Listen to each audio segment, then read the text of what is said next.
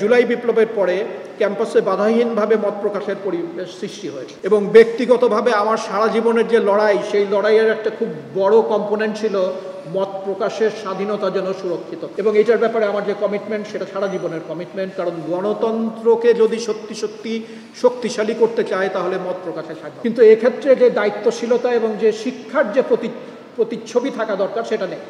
অশ্লীলতম ভাষায় বিভিন্ন কথাবার্তা বলা, নোংরাতম ভাষায়, আমাদের ভাবতে লজ্জা লাগে যে বিশ্ববিদ্যালয়ের শিক্ষার্থী পরিচয় দিয়ে এই ধরনের ভাষায় তারা এই অধিকারের চর্চা করে। কিন্তু আমরা কোনো জায়গাতে ইনস্টিটিউশনের তরফ থেকে কোনো রকম বাধা হয়ে দাঁড়াইনি। এখানে আমাদের আহ্বান গুড সেন্সের কাছে যে এই ধরনের অশ্লীলতা বিশ্ববিদ্যালয়ের পরিবেশ পরিস্থিতি এবং নিজেদের পরিচয়, নিজেদের হীন পরিচয়কে প্রকাশ করা ছাড়া আসলে আর কোনো কাজে লাগে না। বিশ্ববিদ্যালয়কে নষ্ট করে এবং যারা করে তারা প্রমাণ করে যে তারা আসলে কত নোংরা শ্রেণী।